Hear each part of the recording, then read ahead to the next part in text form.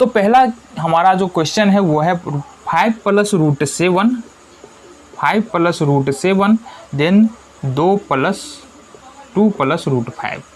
इस कैलकुलेशन 5 + √7 है ना जी, चलो 5 + √7। तो इस कैलकुलेशन को हम लोग कैसे करेंगे? देखो इस कैलकुलेशन को करने का तरीका क्या है। अगर अपन a + b को मल्टीप्लाई करते हैं c + d के, तो इसको कैसे मल्टीप्लाई करते हैं, कैसे करेंगे? सबसे पहले क्या करना है हमको, देखो c + d को, चूंकि इसमें दो टर्म है ना, c + d को 2 बार लिखो, c + d और c + d। अब देन क्या करना है कि a जो है ना, a को हम यहाँ रखेंगे और प्लस है तो प्लस यहाँ लगाओ और b को यहाँ लिखो। देखो c + d को हमने 2 बार क्यों लिखा, क्योंकि उसके बाद वाला जो पहले वाला जो मल्टीप्लिकेशन में है उसमें कुल 2 पद है, इसलिए 2 बार लिखा। अगर मान लो a + b + c होता तो इसको a 3 bar c + d c + d c + d यहाँ पर लिखा जाता।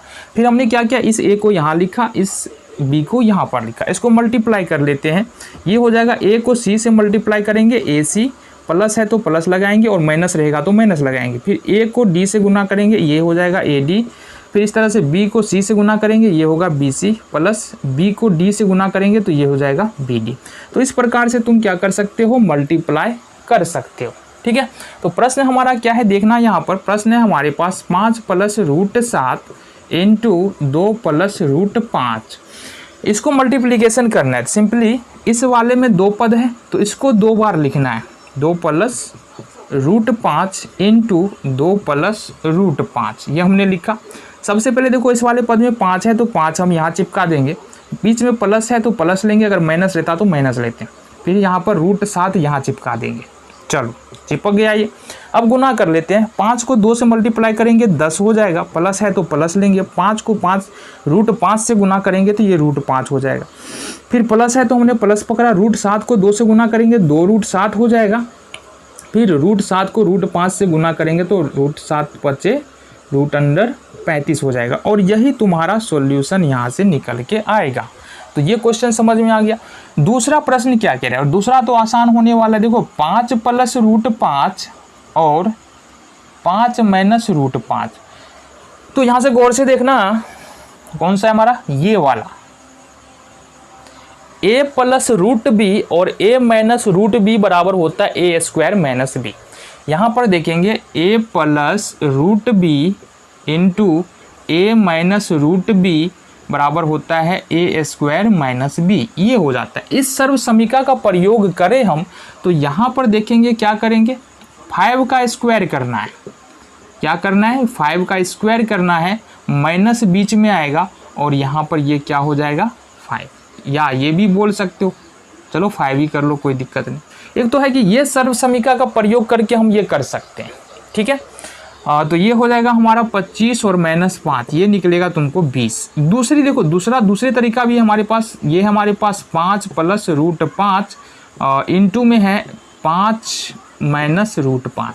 सिंपली इसको क्या करना है ना, a + b और a - b के फॉर्म पे हमको पता है। यदि कोई a + b into a - b के फॉर्म पर है तो इसको लिखते हैं a² - b²। ये वाला फॉर्मूला तुमने बहुत पहले से पढ़ रखा होगा, नहीं पढ़ रखा है तो समझ लो। चलो इसका मतलब क्या है, a + b अगर a - b दिया है तो a² b² रखते हैं। एक जगह पर 5 है, b की जगह पर √5 है, फिर 5 - √5 है तो इसको करेंगे 5 का स्क्वायर और माइनस में √5 का स्क्वायर। देखो 5 का स्क्वायर 5 हो जाएगा। और शुरू में याद करो, शुरू में हमने बताया था कि अगर किसी भी नंबर पे स्क्वायर का मतलब क्या होता है कि देखो यहाँ से √5 गुने √5 बराबर में 5, स्क्वायर का मतलब ये होता है। तो इसका मतलब हो जाएगा, अच्छा 25 होगा ना, ये 25 और -5 बराबर कितना हो गया, ये 20। दोनों ही मेथड का प्रयोग करके तुम यहाँ से सॉल्व कर सकते हो। ठीक है, देन थर्ड नंबर का प्रश्न है, देखो यहाँ से हमारे पास √3 + √7 का होल स्क्वायर। इसके लिए भी एक सर्व समीका का प्रयोग करेंगे हम, a + b का होल स्क्वायर। देखो a + b का होल स्क्वायर यदि लिखते हैं तो क्या लिखते हैं, a² + 2ab प्लस में b²।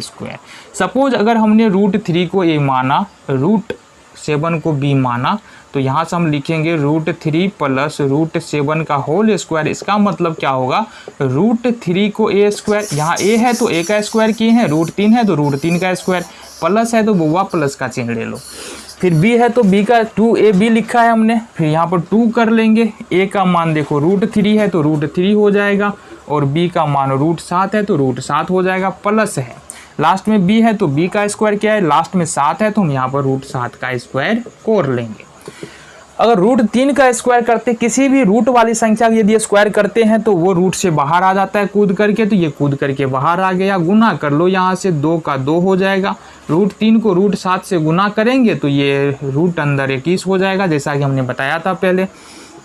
√7 को हम स्क्वायर कर रहे हैं, वर्ग कर रहे हैं, तो इसका मतलब √7 भी कूद करके बाहर घर के आ जाएगा।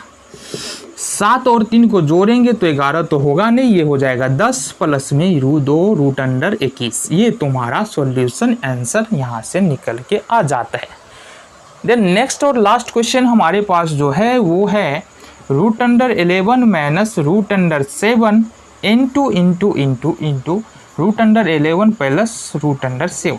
सेम क्वेश्चन है, a प्लस बी और a माइनस बी के फॉर्म पर है। अगर इसको a माना जाए √11 को और √7 को b माना जाए, फिर इसको √11 को a माना जाए, √7 को b माना जाए, तो इसको क्या लिख सकते हैं, इसको हम लिख सकते हैं a स्क्वायर माइनस का b स्क्वायर। ठीक है जी, तो हमारे पास तो दिया हुआ है क्या, √11 minus √7 into √11 plus √7। It means यहाँ पर a minus B, a plus B था, तो a का जगह पर हमारे पास 11 है तो लिखेंगे, सबसे पहले a स्क्वायर है ना, तो √11 का स्क्वायर, माइनस है तो माइनस लगा देंगे। b के जगह पर यहाँ √7 है तो लिखेंगे √7 का स्क्वायर। अब 11 का स्क्वायर करते हैं √, तो वो आएगा 12 नहीं 11, और √7 का करते हैं तो ये 7 आएगा। 11 में से 7 घटा देंगे, यहाँ से निकल के आ जाएगा 4। तो ये हमने देखा मल्टीप्लिकेशन रूट वाली संख्याओं का।